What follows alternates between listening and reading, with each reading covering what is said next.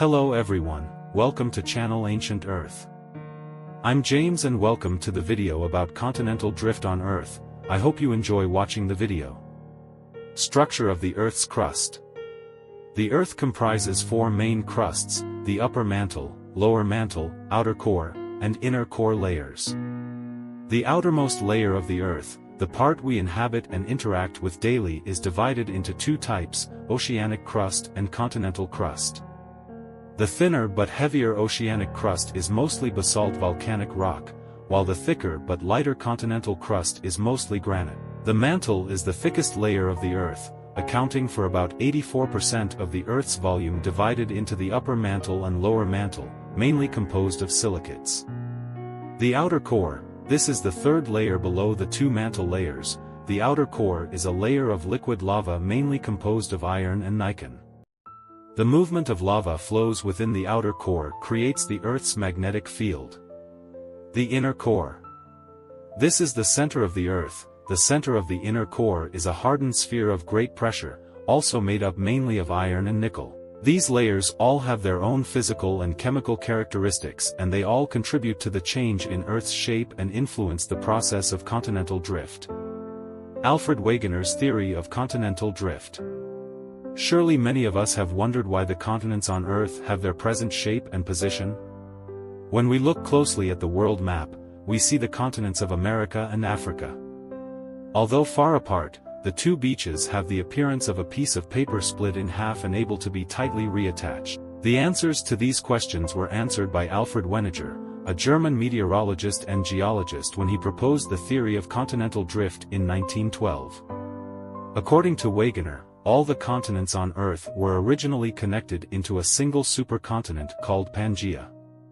However, over time, Pangaea divided into parts and gradually drifted to its current location. Wegener relied on a wide range of fossil, geological, and meteorological evidence to make this hypothesis.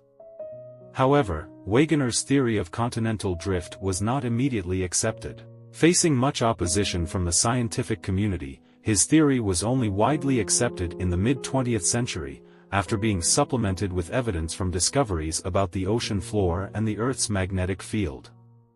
With the help of advanced technologies, the theory of continental drift has opened a new era in the history of geological research, helping us better understand this beautiful planet of ours.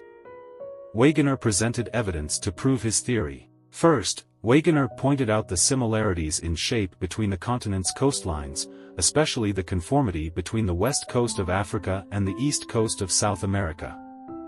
However, although this is intuitive evidence, it is not the strongest evidence. There is stronger evidence than the distribution of fossils.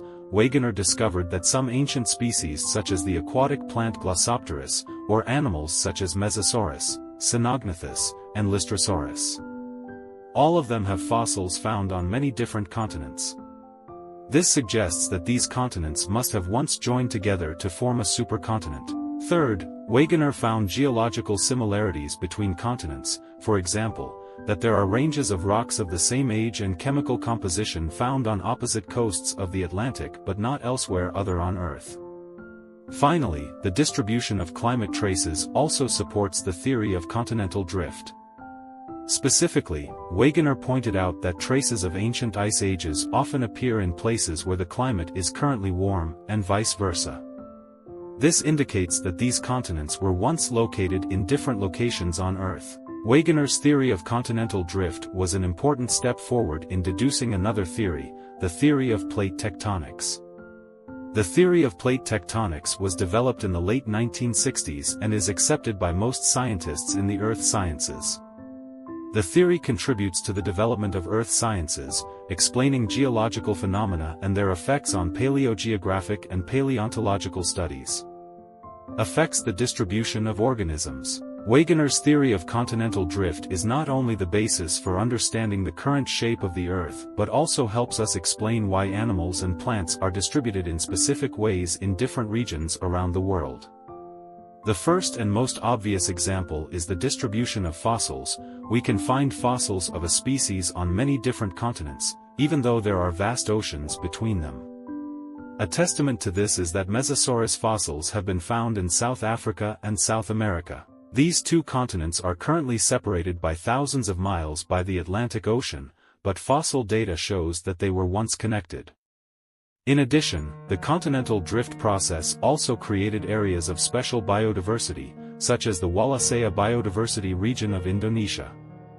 A place where Asian animals can meet and interact with Australian animals. At the same time, continental drift also creates separation between biological populations, leading to separate evolution and the appearance of new species.